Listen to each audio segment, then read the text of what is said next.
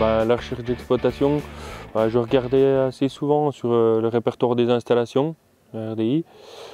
Je regardais assez régulièrement pour voir si vous voyez une ferme ou alors des fois on écoute un peu ce qui se dit dans la nature, quoi, si on trouve quelque chose ou pas. Donc c'est sur le répertoire installation que j'ai vu la ferme à Thierry qui m'a intéressé, que c'était un peu le type de ferme que je cherchais. Certes, elle n'était pas sur le canton vers chez moi, tout ça, mais j'ai dit tant pis, c'est le type d'exploitation que je cherche. Alors ma foi, il faut faire le pas, puis on se déplace et puis voilà quoi. Et moi je suivais beaucoup sur internet le répertoire à l'installation.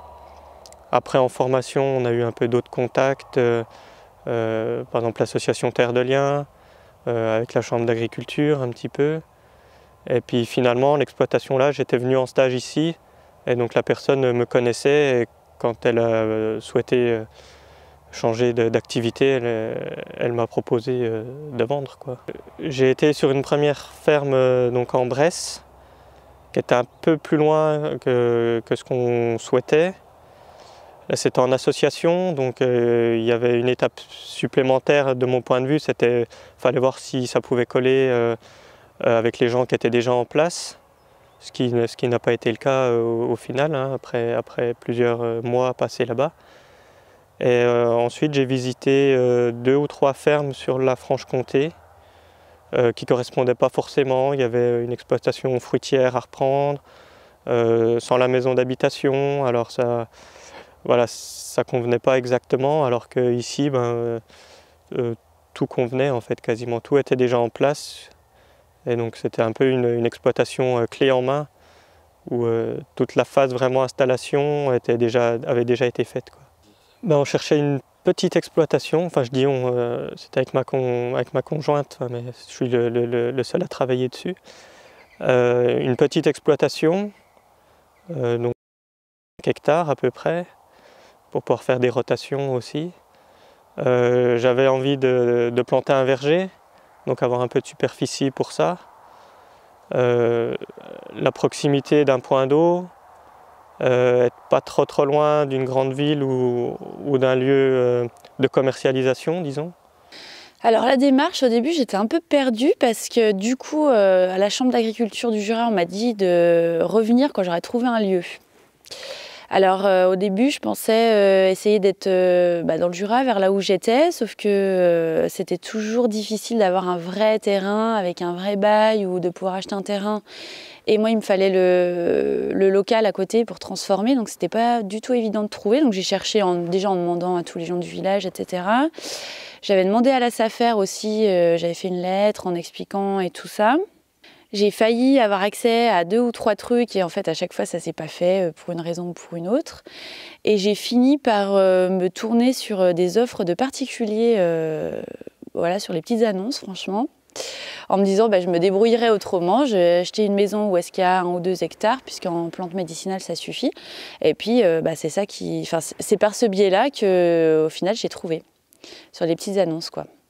Donc c'était pas annoncé comme une ferme, c'était annoncé comme une maison bressane avec, comme il y a souvent, un corps de ferme et puis quelques hectares autour. Et du coup, ensuite c'est passé par la SAFER, mais c'était vraiment une annonce pour particulier, quoi. Quand j'ai trouvé le lieu, j'avais déjà fait le SCOPI jusqu'avant, le petit stage de 7 jours là. D'installation parce que je pensais en fait acheter complètement autre chose, hein. Dans mon village, j'étais en négociation, je me disais de toute façon là, il faut plus que je peux plus tenir chez moi, il n'y a plus de place, il n'y a plus rien, il faut maintenant que il faut acheter peu importe quoi, donc j'étais en négociation sur un autre truc, donc j'ai fait le stage à l'installation. Pendant le stage, en fait, la négociation a raté, c'est-à-dire qu'il ne restait plus que 40 arts de terrain, donc ça n'allait plus. Et j'ai trouvé cette annonce à ce moment-là. Donc, du coup, j'ai travaillé avec Bérénice, où on a monté tous des dossiers. Je ne sais plus exactement ce que c'était. Il y avait pas mal de papiers à faire. Et puis, du coup, on a tout fait ensemble parce qu'on avait débuté ensemble. Et ensuite, on a transvasé le dossier, c'est ça, à la chambre d'agri de Saône-et-Loire. Donc ça, pour le coup, ça a été... j'avais peur que ce soit compliqué. Puis en fait, non, ça s'est super bien passé. C'est assez original puisqu'on est parti au ski avec un ami et puis on s'est arrêté chez des amis à ce copain en Saône-et-Loire justement, ses amis étaient agriculteurs et en fait leur accueil nous a paru vraiment très, très chaleureux, très sympathique et on s'est dit, on est remonté dans le Pas-de-Calais, on s'est dit de toute façon on n'arrivera pas à s'installer dans le Pas-de-Calais, pourquoi pas ailleurs, pourquoi pas dans un autre département. Et on s'est dit pourquoi pas essayer d'appeler la chambre d'agriculture de Saône-et-Loire. Et on a contacté Gaël Pellens, la chambre d'agriculture. Et puis en même temps, on a rencontré Jeanne Frachon au point info installation.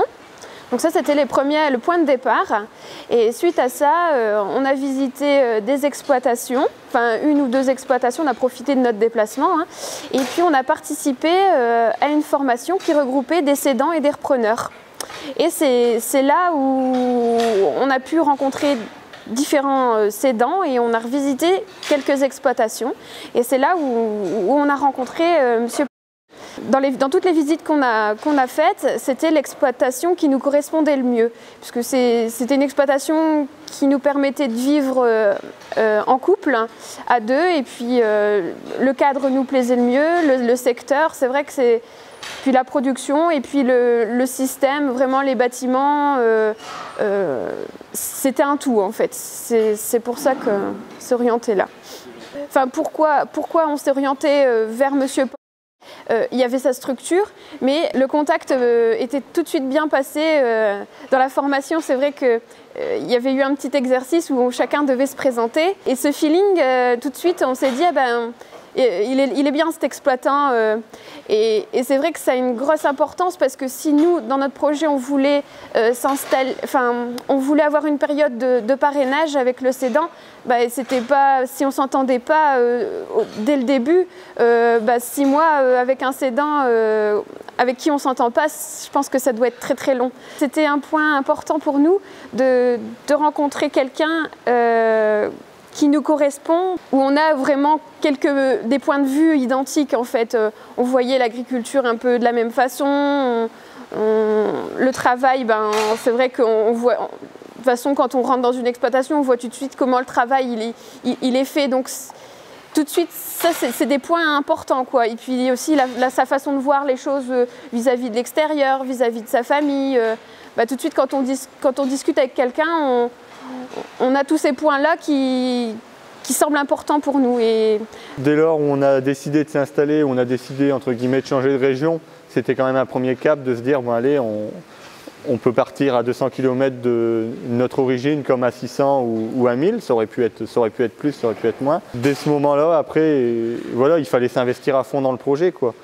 L'objectif, c'était pas de partir à 600 km de chez soi pour trouver un projet bancal où il fallait trouver quelque chose qui nous correspondait. On a visité 6 exploitations, donc sur un peu tous les coins du département.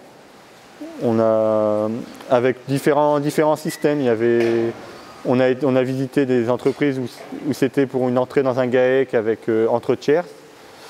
On a visité après des structures plus petites avec des filières qualité qui permettaient de développer, de dégager quand même un revenu pour 2. Et puis au final, c'est vrai que n'étant pas de la région, il fallait trouver une structure assez simple qui nous donnait une perspective d'évolution et de développement. On a rencontré donc Monsieur Paul dans une formation avec la Chambre. De là est parti un premier contact et puis un deuxième contact dans la formation et après donc des contacts téléphoniques. On a décidé de pousser le projet un peu plus loin, après on a pris le temps de la réflexion. On a quand même pris presque 1 an avant de vraiment dire allez on y va, on déménage et on s'investit dans la démarche du projet, quoi. Et puis après, bon, on savait qu'on avait quelques exigences sur le stage parrainage. On avait besoin de vraiment travailler, de s'imprégner de la méthode de travail pour déclencher le projet, quoi. Il faut quand même se décider. On avait une vie quand même dans le Pas-de-Calais. On était tous les 2 salariés. Il faut un peu arriver à un moment tirer un trait, prendre la décision de tirer un trait là-dessus.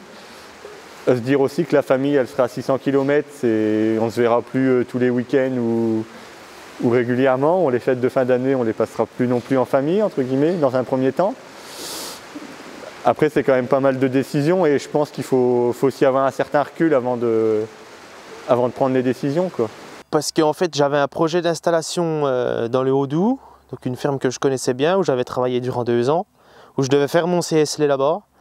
Et puis en fait, en quelques mois, le projet est tombé à l'eau puisque la ferme que je devais racheter pour me mettre en GAEC avec mon ancien patron ne se vendait plus. Et donc du coup, Emilien, donc mon associé, était président de JA en ce temps-là, donc on se côtoyait par ce biais-là. Et donc eux, ils cherchaient un apprenti le temps de faire le bâtiment pour avoir un surplus de main-d'œuvre, enfin une main-d'œuvre supplémentaire pour pallier au surplus de travail. Et donc vu que moi j'étais inscrit en CSL et puis que j'avais pas de ferme, pas de maître d'apprentissage, et donc du coup je suis venu ici, quoi. Et du coup après je cherchais à m'installer donc du coup moins loin que voilà, plus autour de chez moi, autour de Besançon. Donc j'avais 2-3 pistes suite après avoir vu donc 2-3 exploitations sur le site répertoire installation. De fil en aiguille, en fait, c'est mes associés qui m'ont proposé, à force de vraiment m'entendre parler, je pense, de vouloir m'installer. Et puis on s'entendait bien, on travaillait bien, enfin ça allait bien, quoi. Et donc moi j'ai remplacé 2 associés qui sortaient, donc ils savaient qu'il y a 2 associés qui allaient partir aussi. Donc voilà, c'est un peu naturellement que ça s'est fait en fait. Mais c'est eux qui sont venus me voir pour me poser la question, quoi. J'ai visité une personne qui est malheureusement décédée, mais il y avait 2 sites, c'était un peu compliqué. C'était vraiment compliqué, il y avait des familles qui ne s'entendaient pas, voilà, c'était un peu tendu. J'ai visité une exploitation qui me plaisait énormément avec des gens que je connaissais, mais c'est une exploitation en lait standard. Et moi j'aimais vraiment le lait AOC.